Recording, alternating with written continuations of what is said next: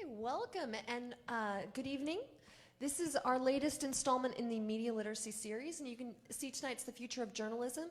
But I also want to remind you that we have another event coming up next week, Tuesday, April 2nd, Speaking Truth to Power, so you definitely don't want to miss that. A quick look at our sponsors. We have sponsorship by the Mellon Foundation, Pulitzer Prize Museum, and we have Gene Policinski on the end from the museum. SC Humanities, South Carolina Press Association. This is an important slide here because we can't do events like this without you taking evaluations for us. So I'm going to have this slide pop up again later. You can either use that QR code or, of course, you can just do the tiny URL. But please, please fill out the survey. It's imperative that we get feedback if we want to continue doing events like this one. Meeting our speakers. Second away from me is Kelly Kaufhold. Yep, that is him. He teaches multimedia journalism and mass communication, including storytelling with photos, audio, video, web design, and mobile devices. And that's at the School of Journalism and Mass Communication at Texas State University. Gene Policinski, as I mentioned on the end, is the president of the Freedom Forum Institute, which is a principal partner of the museum and the Institute's First Amendment Center. And that's my high school photo. Graham Osteen, co-owner of Osteen Publishing Corporation and OPC News, LLC, which operates community newspapers, websites, and other publications in South Carolina, Florida, Alabama, and New Mexico. He oversees the Sumter Intern, which is a daily newspaper. Interesting fact, it's been his family for 125 years. And he also works with 7 community weeklies. And then closest to me, we've got Glenn Berkins, publisher of Q-City Metro, which he actually founded in 2008, and that's aimed at Charlotte's African-American community. So I'm going to turn now over to Glenn Berkins, and he's going to talk to you about news deserts. Do you want to keep seated? No, actually, ooh, that's loud. Thank you. Actually, I think I want to stand while I address the audience. Thank you for coming out. I always like to get started by getting a little idea of who's in the crowd. Who's a mass comm journalism major? Real high. Let's see those hands. Okay, keep those hands up.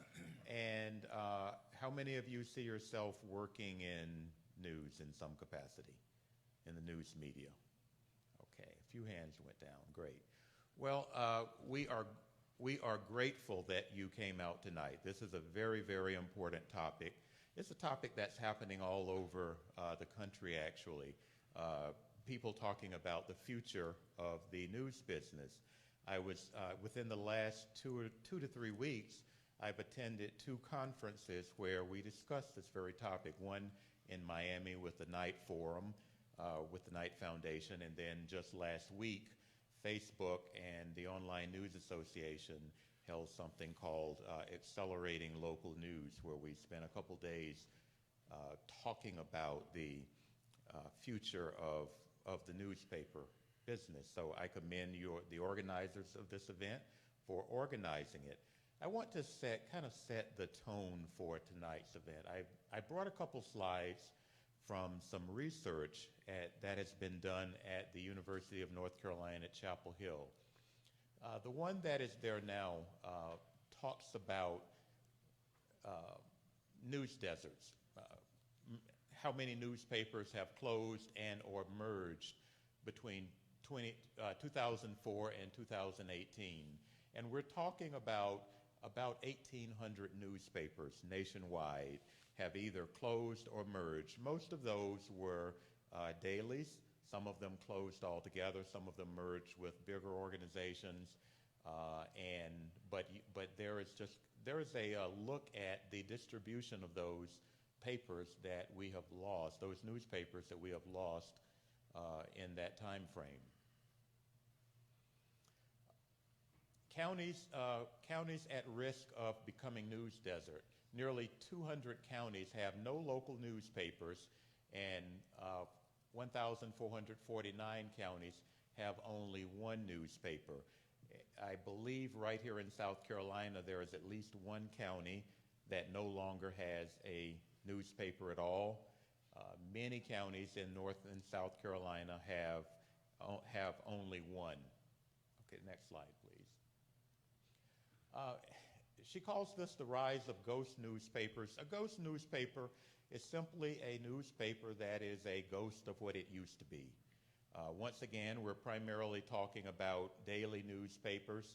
I'm sorry, not daily, weekly newspapers that once had vibrant news reporting, news gathering staffs, and today they might have one or two people. So for all practical purposes, they're not very useful in terms of news gathering, covering meetings, things of that nature. And I think let's see. Okay, I would invite you all to actually visit this website. I'm not going to go there right now, but it's a wonderful website. If you can see that URL, you can research North Carolina, South Carolina. You can see which counties are most in need of newspapers. Where the news deserts are, you can see which organizations are popping up to try to fill that void. So if you get a chance, go there. There's a lot of wonderful information on that website. So to our guest, I want to start this out by throwing out what I hope would be a fairly easy question. Why are we here today, and why do we care? Why does it matter about news and news deserts and the availability of news? Well, I'll start with news deserts is the definition of the problem. We need to be an informed democracy to make intelligent decisions. You hear this, and it's a cliche about national politics, but it's not always about national politics. It's about your local budget. It's about your traffic, where you're going to park, where you're going to work. Right here in South Carolina, if we don't have a robust, vibrant local information source, I won't necessarily say newspaper, but information source, then there's a hole in the information you need to be free and self-governing. And so there are arguments that traditional newspapers get filled in some ways. For example, there's a reporter from the Miami Herald that worked for years there as an investigative reporter. She took a buyout in 2012, launched a robust investigative website. A lot of people cover, for example, local sports, community events on Facebook, but it's not the same. It's not supported. It's not dependable. If my friend in Miami wants to take a day off, she can. And so that's important. And that's what's at risk of being lost if we don't have robust local journalism. And I'm not entirely optimistic about the future of robust local journalism, but it's a real problem, and news deserts are a real problem for that reason. I'll come back to this if you want to talk about Yes. news deserts. So. Was that on the homework test questions? Yeah. He and I were in college together. Yeah. I think that I'm going to probably bring a lot different perspective on my view of the future, and I can only speak from my own experience with our own newspapers. And just to kind of give you an overview, the Sumter paper in Sumter, South Carolina. Any of you students from the Sumter area by chance? No. Well, the Item is one of the oldest continually operated family-owned newspapers in the country. This year it'll be 125 years old. It was started by my great-great-grandfather, and it's published now 5 days a week. We are really proud of the paper we produce. Last year, in 2017, I hired a young man named Vince Johnson, who's a really exciting young new publisher who's brought a lot more digital type play into our coverage and everything we're doing. So that's the Sumter story. We've got a 32-year-old publisher. We're trying to do everything we can to create new revenue streams, through events and through video. We're doing a lot of video. If you go to theitem.com and watch the video we're producing by people not much older than you, it's called Sumter Today, and it's been recognized nationally just in 1 year. So we're really proud of sort of what that's doing there. We're picking up more digital revenue, but the print is still, king, and that's what we focus on primarily. We have two papers down in the Jacksonville, Florida area. One is called Clay Today, and We've got some great young people that are reporting and doing some really good work covering Clay County, Florida, which is just a sort of a small part of the greater Jacksonville metro area. So it's its own little kingdom there, covering Clay County and all the things that are important to Clay County, from the schools to the police and everything else. Over the bridge in Jacksonville, in Ponte Vedra, Florida, we have a weekly paper there called the Ponte Vedra Recorder.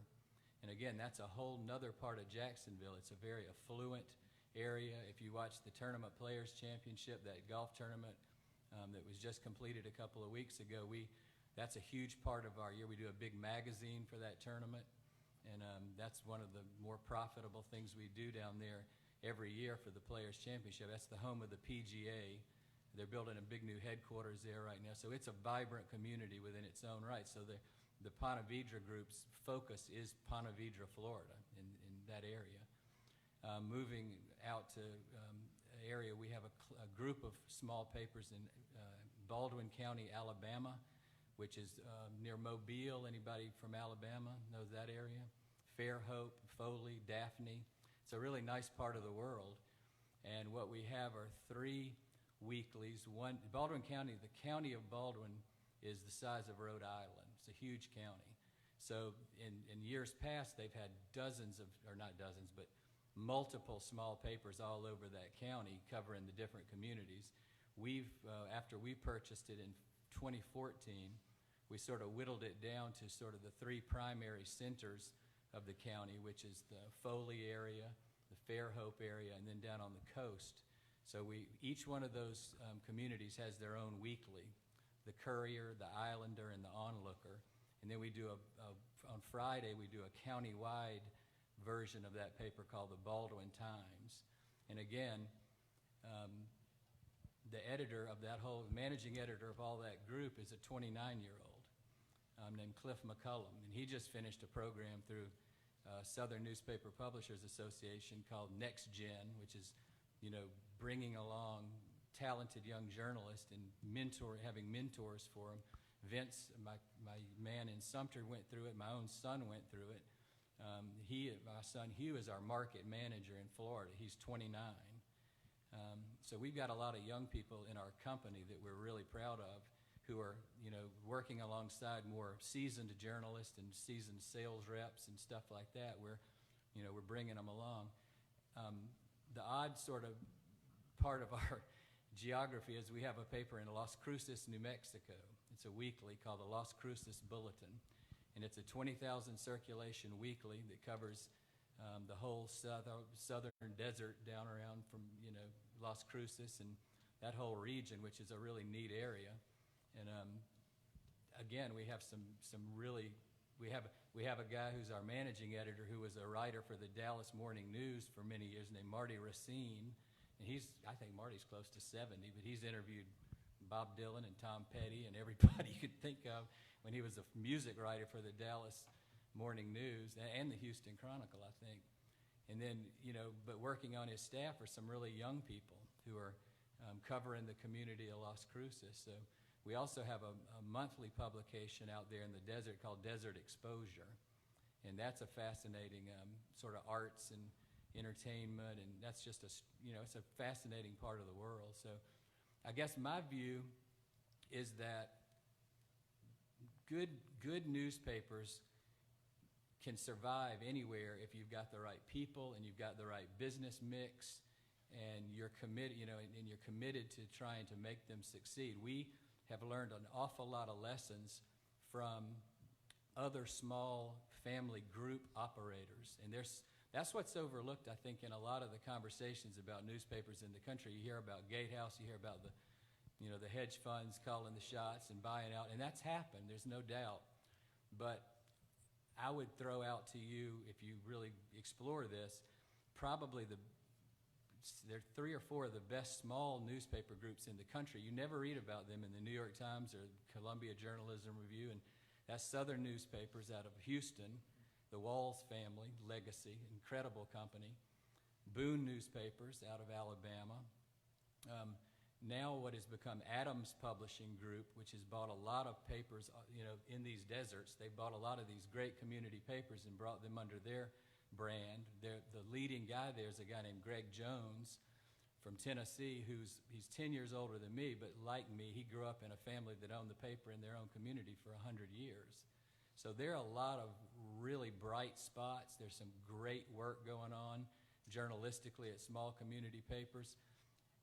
We had the best year in 2018 that we've had since the recession of '08. So I'm thrilled with our progress. I'm thrilled with the people that we've got working in our company. And so we are looking to expand and buy other small papers. We think that there's a great future for them. And when I say the paper, I don't mean just the paper, obviously. I mean the website and the brand that's built around the paper. One of the things that Vince is doing in Sumter that we're sort of rolling out across our company, is how to do that through really effective email newsletters, events, best of events, 20 under 40, focusing on young people in communities, things like that. And you build your brand by covering the community that way. And that's sort of, I think, a good model for the future. And if we can sustain that, I hope that they'll all remain vibrant newspapers in the communities that they serve. I want to put a pin there because I want to come back to that for a minute. But I want to Was I talking too much? I want to get to Kelly and have him answer that question. Why does it matter? Why does news matter? Yeah. Well, first of all, let me say I think we're in the presence of the future on all three of these other panel members, between niche and building community up and learning to work across platforms, so that we're looking at the future over here. Your question about how did we get here, and I've now in a month, oh Lord, in a month it'll be 50 years since I did my first news story for money, which is an important point. I had written before, but not for money. And I can tell you, I've spent my life either in or defending American journalism. So when I say what I'm about to say, take it with some perspective. We got here because of arrogance, greed, and stupidity, largely. Arrogance that we had the keys to the kingdom. We knew exactly what we were doing. Thank you very much. Greed, because we were making double-digit and sometimes in the 20% profit on even a small investment, but it was enough to make even small-town newspaper publishers, with respect, 6,500 circulation daily that I worked for in my first newspaper, the owners were multimillionaires. 6,500 six-day daily in central Indiana.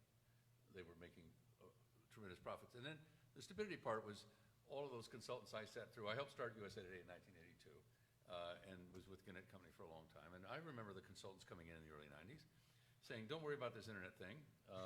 It's a passing fancy. Nobody's going to want to sit and look at electronic stuff. I mean, it's boring. It's horrible. And what we had on screen at the time, you couldn't take it, as one of my pals, Al Newhouse, once said, you can't take it to the bathroom with you because it was a monstrously heavy thing that no one could balance on your knee. So they let it go. And then came along, it's going to be here. And the consultants walked in the door and said, we've got this great idea. You have this incredible product that's been around for 100 years, print products and broadcast. And so what you should do is you should put your content on the web for free. And people will think it's so great that they will then pay you to have it delivered in print form, which we know is the real way to read the news, at your house. And the consultants all said that. And of course, the consultants made their money, and they're now actually down near Sawgrass watching the tournament, and we're all dying on the vine. So it was a mixture of all of those things. Now, why is it important? Because as the founders knew all too well, an informed electorate is essential to democracy. And that's knowing the good and the bad. That's knowing what your local community is doing first, which is why God bless you. But it's also knowing what's going on. And there's nowhere, I've read it all the way through in the 45 words of the First Amendment, it does not mention cable TV pundits anywhere. And that is what part of the ruination of our business. But what it matters because it is the fabric of our society that is at risk. If we do not have shared facts around which we can legitimately debate the importance of, give weight to them, the whole system comes crashing down. We're not there yet. We did a program recently with Madeleine Albright, who said, we can't go another 4, 6, 8 years in the system we have now without a profound damage to our democratic institutions. The cynicism, the withdrawal of citizens is going to get to a tipping point where democracy will not function for decades, and hopefully will survive, but it won't function the way it's supposed to. So we need to care about it because it's us. And I think what we're seeing are three outstanding ways that we can address the problem that give me hope. Because I'm not willing to give up yet. I think that's how we got here. Gene, I apologize. I called you Kelly That's okay. earlier. I'm kind of flattered. Gene's pretty cool. And he's a lot younger, so I'll take it. I want to get back to something that Graham talked about.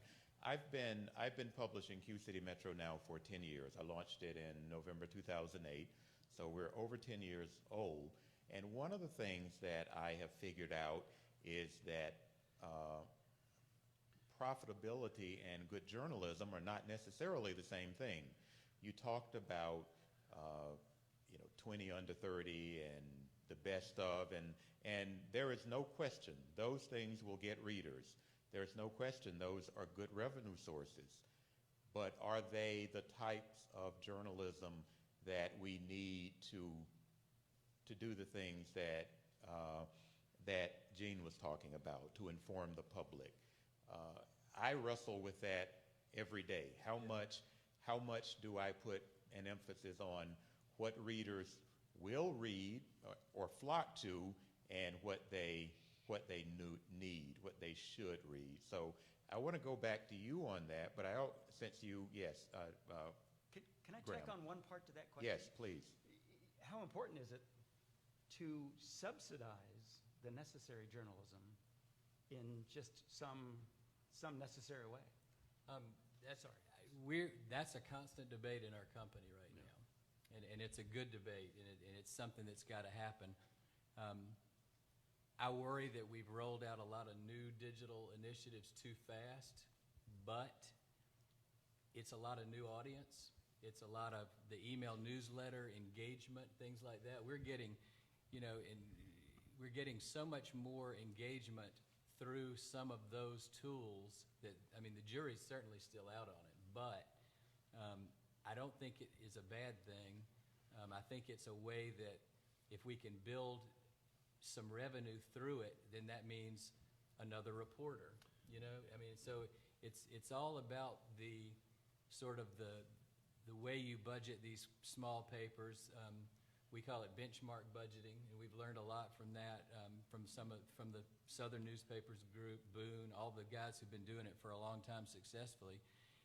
And it takes a lot of discipline, but you just think of it. Are there any business majors here in the audience? If you think of any company, Grouped together. think of any company and how you're going to budget for it. And do y'all watch like The Prophet with Marcus Lemonis? Have you ever seen that show? It's a great show. So you've got a company, whether it's newspapers or a hot dog stand, and you've got your revenue stream, and then you decide how much money you want to try to make, and you budget accordingly in each different division. And in the case of newspapers, the way we do it, you have editorial, which we try to earmark as 10% of the budget. Advertising is 12%. Composing, putting the paper together, is 3%. Circulation is 15%. Press is 15%. That's getting the paper printed. And then general and administrative is 20%. So if you add that up, that's 75% of your revenue stream. And so your goal is to try to hit a 25% profit margin. Now, you don't always do that, but you budget that way, and you try to run your business that way. And if you hit it, in our case, in 2018, Ponte Vedra and the Alabama group and New Mexico all made their budgets and got profit sharing. So we've come up with a way to put it back to the people that are doing it and say, you hit these goals, you're going to make money at the end of the year. Let me ask you a question off of that, and then if you could give me just a short answer, and we'll move on. At those newspapers where they have 25% profit margins, do you have reporters covering school board meetings? Do you have reporters covering zoning meetings? Do you have them in city council meetings? All of them do. Just to give you, on the size, if you got Sumter, we have 28 employees. The newsroom is 12 people. We've got a managing editor does a lot of coverage of things, a woman named Kayla Robbins, and she covers a lot of the meat in the community. And we got one guy named Bruce Mills who covers business and the Sumter School Board, for example, which has been a huge story for the last few years. And it's almost like we have a school board reporter, all the time. So in each market's different in terms of where we put our resources based on what that community needs. And the editors and the publishers work together on that. Okay. So. I was notified today that I got a Knight Foundation grant to do some reader engagement work in a part of Charlotte where there is a news desert. And part of that will be about training local residents to generate news, to generate their own content. What do you all think of user-generated content? Ordinary people who do their own reporting. I'm going to start with you, Gene. I seem to see a little look of disdain. Am I reading too much into that? It's not disdain. It is concern. One of the things that I found in community-generated coverage is even when it is very good, you don't get institutional memory. Right. When it's not your job that you've committed to or your profession, what you get is somebody who is very interested often in an issue or in a period of time when their kids are in school. And it's a very natural thing, and I'm trying hard not to be overly critical, but what happens is you have that arc that you don't get when you have your person covering the school board full-time. They're in for 4 years or 3 years, or if they're covering city government, they're really worried about how streets are being paved. And when that natural story arc slows, very often they're gone. And so even if someone picks it up, they aren't sitting in that meeting going, but you tried that 3 years ago, or 8 years, well, more likely 8 years or 10 years ago. And that was always a significant component to me of local coverage.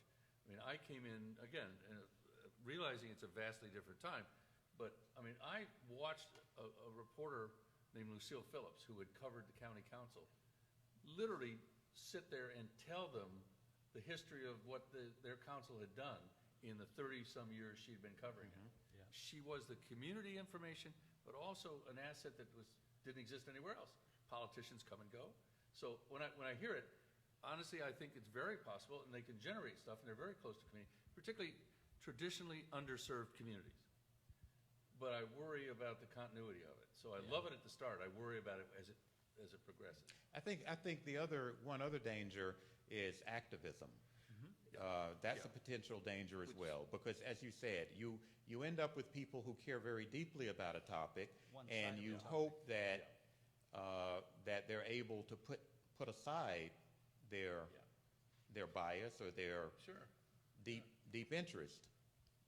Kelly, any thoughts? That's the power of the Knight Grant. Congratulations. That's Yeah, really exciting congratulations. because It it is. brings to bear in the community professionalism, ethical training, the importance of objectivity, the importance of thoroughness, how to research facts, how to make contacts, all of the things we teach in professional journalism program that I think are necessary to what we think of as journalism, which is it's not ideological, it's not episodic, there tends to be institutional memory, and that's a terrific idea, and I love that Knight is always looking for experimental things like that to bring in. And you get some people who bring that professionalism to it. In fact, increasingly, you get out-of-work journalists like Elaine DeValle from the Miami Herald, who are now basically reporters on Facebook in retirement. But yeah, that's the risk with just folks in the community. And I think the biggest risk is episodic and ideological.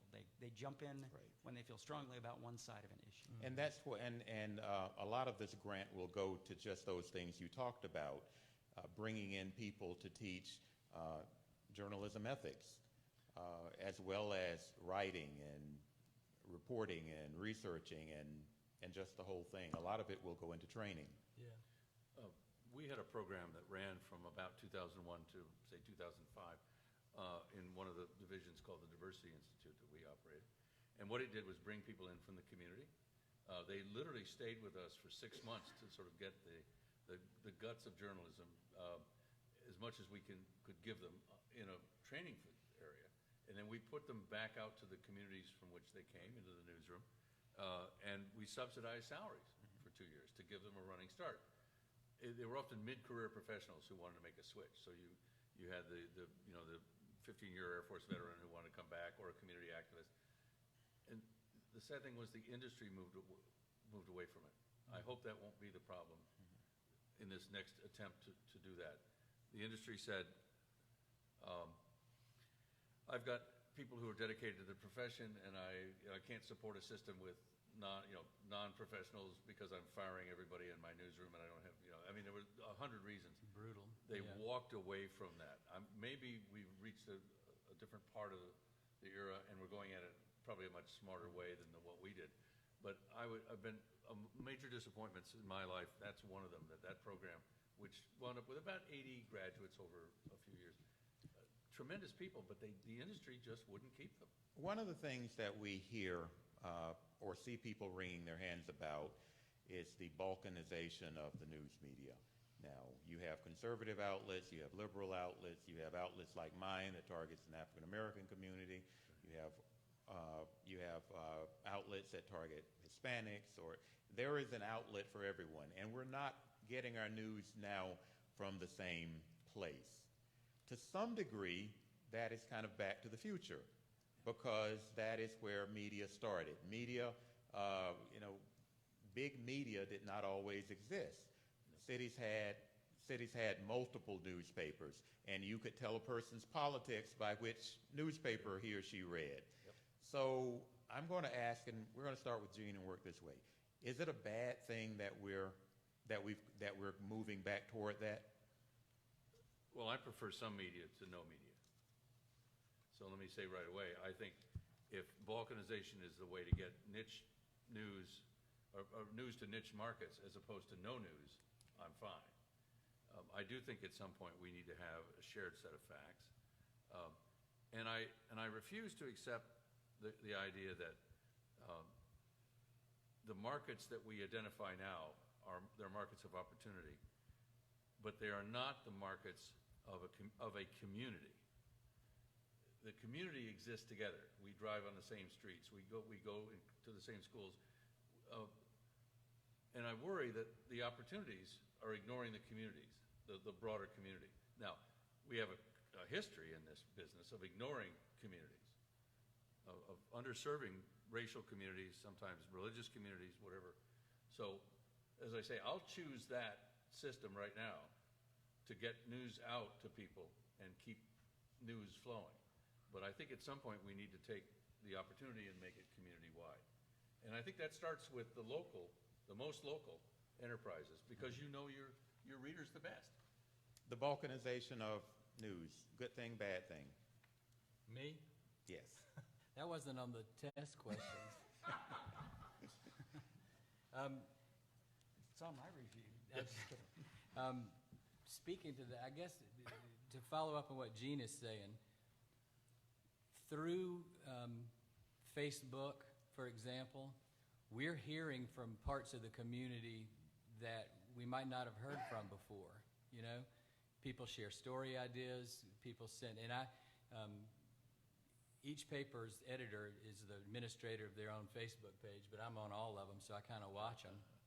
And I keep an eye on it just because I'm curious more than anything, but invariably it's almost like a great news hotline, because people are saying, did you hear about what happened at the school? Or they may send us a video. In Sumter, there was a thing where these kids got in a big fight in the school parking lot, and they sent us the video stuff of it, and we didn't put it up immediately. We checked it out, reported on it, all the stuff you do.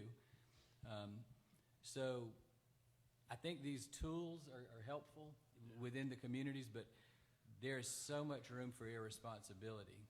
And that was one of the things I was getting at is I like all the new tools, but only if you have editors and reporters in these newsrooms who are super skeptical and willing to ask hard questions and do all the things that people like Terry Plum taught people to do growing up in his newsroom, you know.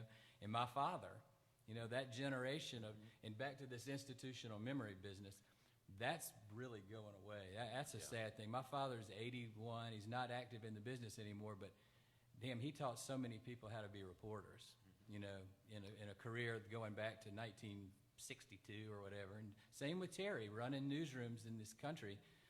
There are not many of that generation left that did it that way, you know, that really taught you how to be a journalist in that newsroom on a daily basis. So that's what kind of worries me with the younger group. As long as they're asking good questions and doing, you know, getting good training out of school and learning how, you know, like one of the stories I like to tell, I ran a paper we owned in Hartsville, South Carolina, and I came from working on dailies to working on it twice weekly as a publisher, editor and publisher. And so, A lot harder. you know, when you put some kid for a DUI in the paper, you're going to run into daddy at the grocery store, and you better be damn well prepared to deal with that. And so you learn, you know, those are the kinds of things. They didn't like just posting it anonymously on Facebook. That's right. So you learn responsibility, and you learn how to defend what you're doing as a journalist or as an editor. And I mean, Terry's dealt with that kind of stuff forever, and we all know the stories about it. So it's different now, you know, because people just put so much crap out there and so much misleading stuff and all, and we've got to be guardians of a common truth in a community, Well, if we can. Well, that's a good place to ask our audience. Where do you get your news? Shout it out. Where do you get your news? I'm sorry, shout out. Daily newspapers. Multiple Facebooks, Twitter. Tell you, Twitter, Facebook, what else? Podcasts? Okay. All of the above. Yeah. Journalists have never been popular. I think it was Sherman who said if it were up to him, General Sherman during the Civil War, who said if it were up to him, he would shoot all the reporters. And I think it was Grant who said that if he killed all the reporters by morning or something, there would be news from hell. So but well written. News from hell. Hopefully well written. So we've never been popular, but in my career, which is 30-some years now, I don't think I've ever seen media attacked as it is today. Does that concern you? Is that just something that goes with the job? People wanting to blame the messenger? Well, it absolutely concerns me. It's inappropriate. I think it's gotten to the point where it's dangerous. Journalists are getting harassed at events. Let me go back to your other point, which I'll dovetail with this, because part of the problem is the rhetoric that drives this and the people that it comes from. Part of the problem is the idiots at these events who threaten, sometimes even attack journalists. You don't have to listen to, you don't have to respond to the rhetoric. And that's one of my concerns. To your previous point, balkanization isn't new. So in the Thomas Jefferson versus John Adams election, John Adams got accused of being a hermaphrodite.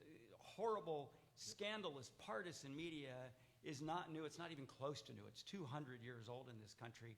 We had partisan media until Benjamin Day, Horace Greeley, James Gordon Bennett in the 1830s, and they figured out if we're objective, we can sell to the whole audience instead of half the audience. And that's when journalism became really, really profitable. And so it's a mistake to think journalism has always been objective or that journalism has never been profitable. Both of those things are wrong. We're returning to, and I like Glenn's point, I'd rather have some news than no news. I don't object at all to balkanized partisan media as long as I still have an objective source to go to. And I'm that weird guy that goes to Huffington Post and Drudge Report, MSNBC and Fox News and Washington Post and New York Times. I'm all over the place because I just like to get a rich diet of news. And guess what? I'm the least likely person to throw a punch at a Democrat or a Republican or a reporter. So to tie it into your second question, a lot of the responsibility falls to us, falls to the population. More Americans have a responsibility to be better informed, to be more empathetic, to understand more issues. And I don't care which way you vote, but you'd better be prepared to defend your vote. And you'd better not be throwing punches or making death threats just because somebody disagrees with you. That's a much bigger problem, in my opinion, than the rhetoric. And that's what bothers me about it. I left the Wall Street Journal in 2000 and came to Charlotte as business editor.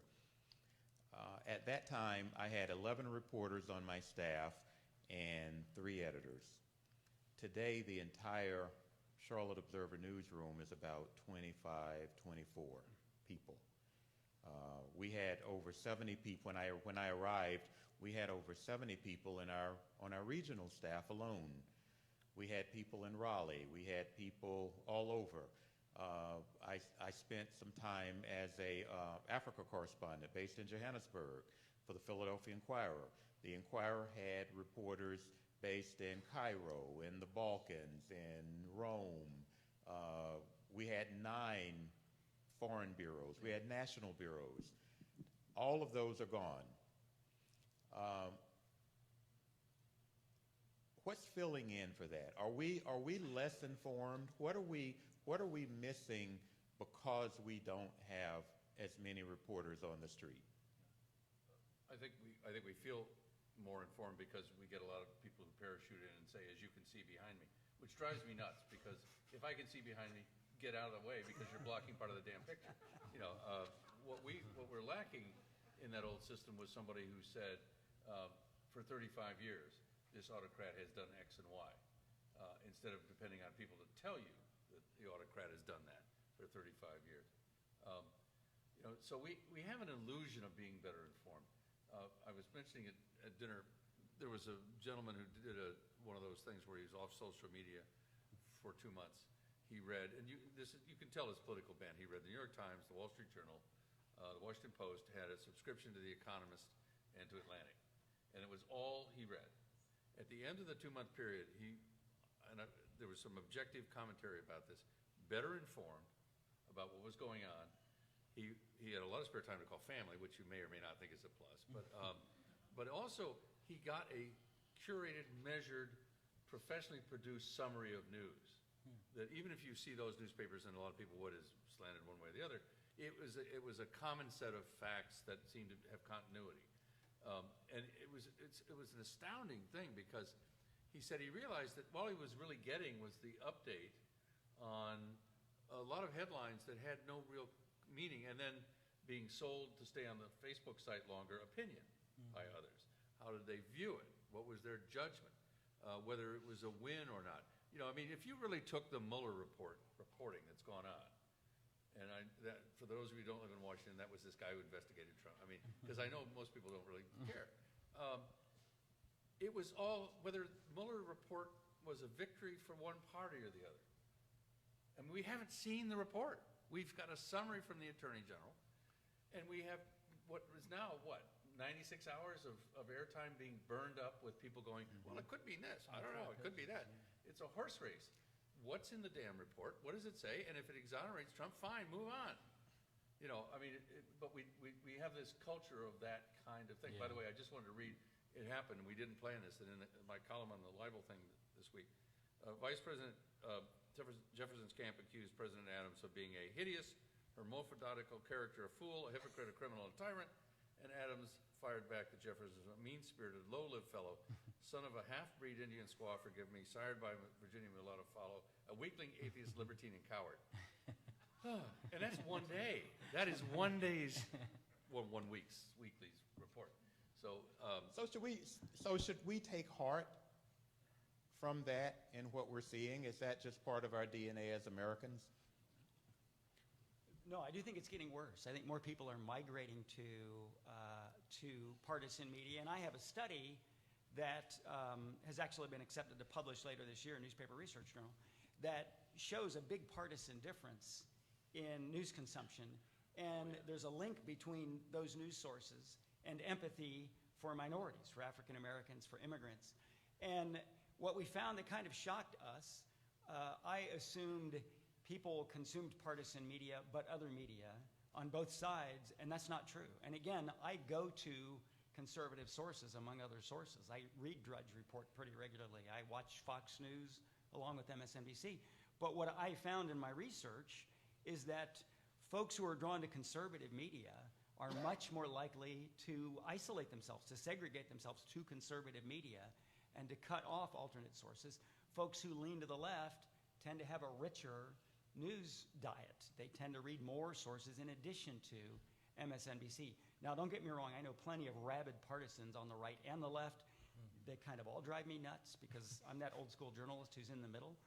But it was a really interesting finding, and I think that's a problem because you mentioned earlier, we have to agree, or Glenn did, we have to agree on a set of facts, and we don't. And that part is getting worse. But again, I choose to not isolate myself, so I lay most of the blame on the audience members, and that bothers me. But the more rabid the talking heads get, the worse it gets. Show of hands. How many of you feel you are well informed as news goes? How many? Keep them up. Keep them up. Keep them up. How many of you feel you are well informed? Of those who have your hands up, how many of you feel you are well informed about international news? Okay. National news. Local news. Okay, here's the test. Celebrity news. Come on. The United States of Kardashian. Okay. Sports. Sports? Yeah. Okay. Can't get enough of that. Graham, you're doing it every day, all over the Southeast primarily, but in different neighborhoods. What do you need to produce better content that will create a more informed audience? I think that we need people who are committed to the community that they are living in. That's where it starts. We are, and back to this, I wanted to pick up on, I thought of two things after one of the things both of you guys said. In Clay County, Florida, we did some really critical stories of the school board. One particular member who was doing a lot of stuff. It's too much detail to get into, but the critical stories resulted in this person, doing the whole fake news. Clay today is fake news. In Fairhope, Alabama, critical stories about the mayor and the city council. The mayor, fake news, letter to the editor. I mean, we're seeing this effect of questioning our work, and that's an ongoing thing. We're going to have to fight like hell all the time to make sure we're doing a thorough job and asking hard questions and being the kind of journalists that we're supposed to be, because that's the attack coming, and it's not just on the right; it'll be on the left too. If they disagree, fake news, So that's a new, we got a new arena here. And isn't that the most ridiculous thing? Oh God! I mean, come on. I mean, again, not that you've made any, and I hope you never do. But if you make a mistake, say that. Yeah. But this fake news crap. I mean, I'm sorry. It's a slogan. It's a political slogan. Stop using it. You're being duped into it, whether you like what you've got or not. It's a stupid slogan that people invented on one side or the other to get votes. Yeah. So just stop. Call it false news. Call it a mistake. Or say I have an alternative opinion. Right. Yeah, not an alternative fact, because that's fiction. There's no alternative fact. It actually has been really profitable to some guys in a small town in Estonia. So they actually did produce a bunch of fake news in 2016. There is a thing called fake news, It's a machine, but it's been misused here to mean any news we don't like. If you don't like the news, then it's fake, and that's simply not true. We're going to open it up to the audience. If anyone has questions for our panel, If you don't, we'll come out randomly and choose you. So that's, I'm going to play Oprah. My name is Judy Longshore, and I work in the Communications and Marketing Office here. I'm a former journalist, former reporter for Terry Plum 20 years ago. But my question is, we've seen a lot of newspapers in South Carolina owned by some particular chains that have had a lot of layoffs. And so are the family-owned papers looking to buy up more papers in South Carolina? If you're not, please do. I worked at the state newspaper, or I worked at the Columbia Record when I was probably about the time I met Glenn, because I was finishing college at USC. I went to Washington and Lee University for 3 years, and that was before they let women in, so it was a lot easier to get in then. And then I took a year out and ended up going back to school and getting my degree there. So I got to see, our own family paper, and then the Columbia Record, which was an outstanding afternoon daily, the state newspaper, which was huge, and then Rock Hill and Terry and Charlotte. Those are things you think about. That's a bygone era. But to answer your question, in South Carolina, the Item is family-owned. The Charleston Post and Courier is a family-owned independent paper, and they have become one of I think, the best daily newspapers in America. And it's because they're putting the resources into, they're making a lot more money off their Charleston real estate holdings and stuff like that, but they are not skimping on their newsroom, and thank God for it. They're doing major, important work for South Carolina.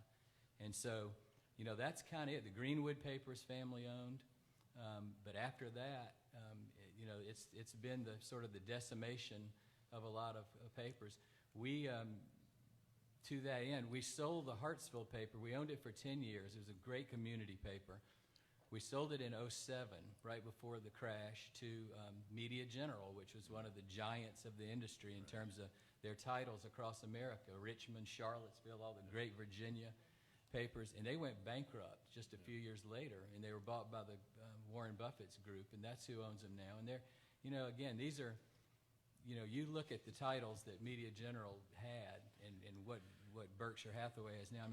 So there's your news deserts where they're being created right under our noses in a way. So to answer your question, we don't know what we're doing. we love trying to figure out what works and if we have opportunities, if we can afford it, if it makes sense. But certainly not any of the Metro Daily stuff. Thank you. That's we're rapidly running out of time, so I want to get in as many questions as I can. So I'm going to ask you to keep your answers very short. First of all, is there anyone in the audience? Okay, while I get back there, I want to ask a question. Are you optimistic about the future of journalism? And if you have a son or daughter, would you want them to go into this profession, given the current environment? Please keep the answers very short. Yes and yes. Yes, we've got so many incredibly bright, talented young people working in our company. We're thrilled about it. Yes-ish. And the second part is I teach digital media, and we hammer digital media, including HTML, CSS skills. We think it's really important to teach students new skills and steer them in directions conceivably outside of newsrooms, but still information. And the more skills they bring in as journalists, the more easily they're going to be hired and put to work. And please note, he did not say journalism as we have it. He just said journalism. We have a question back here. Okay. So you know how you were saying about oh my God, everyone's looking. If you had like a DUI or something and like Right. you run into someone, has that ever happened to you? Was it really bad? I lost my second apartment because I printed my landlord's name on a Saturday morning on a DUI charge. And he told me to move out, and I did. And he had come to me in advance and asked me not to print it. And I said, sorry, I got to do it. And and that if you get into the business, you're going to have to print news people don't like. But you had to do it accurately and fairly and have a clear reason for doing it, not just ambush interviews and gotcha stories. It goes with the territory. And the reason you do it is so that people understand how many people get arrested on DUI on an average Friday night in Marion, Indiana, because they ought to be shocked by it, or at least they should have back then. Okay, thanks. We have a question over here. This one's for Gene. How do you feel like the 24/7 news cycle has contributed to the reputation of journalism? It's done wonders for employment in the cable TV news business. After that, I don't see much value to it. Let's face it, in the biggest city, there's only so much news. Honestly. And I'm tired of people saying, I have no idea what that means, and then spending 30 minutes talking about it. I want to differ with you just a little. I think the 24-hour news cycle isn't the problem. The problem is that they've pulled reporters out of the field, so they aren't reporting news. When the shooting happened in New Zealand, I woke up in the middle of the night and I turned on television, hoping to find out more, but there were no reporters there. As I mentioned, when I was a foreign correspondent, the Philadelphia Inquirer had 9 foreign bureaus. The New York Newsday, Chicago Tribune, Christian Science Monitor, many of the nation's big newspapers, not to mention television outlets, had reporters all around the world. So when something happened, we could actually get news 24 hours a day. Now we just get opinion and talking and speculation. There's an American University professor with a great name, John Watson, not associated with Sherlock, but who says that instant and live is now only marketing, it is not journalism. Because all it does is say, how's that? And then you get, and now Deborah Pata reporting on the Middle East from London. I mean, it's meaningless. Had a good friend who worked in NBC-owned station in Miami, got a chance to go to the network, went to NBC Network in D.C., covered the Supreme Court for about 9 months, and came back to Miami. And he said they wouldn't let him report.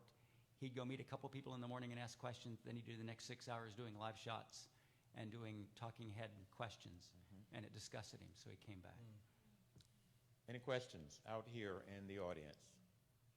I thought I saw a couple of other hands. Okay. If everyone could take a moment, if you haven't already, fill out the survey. It's just 5 questions. You can do it in a flash. And thank you. Yes, thank you to our panel, and thank you all for coming out.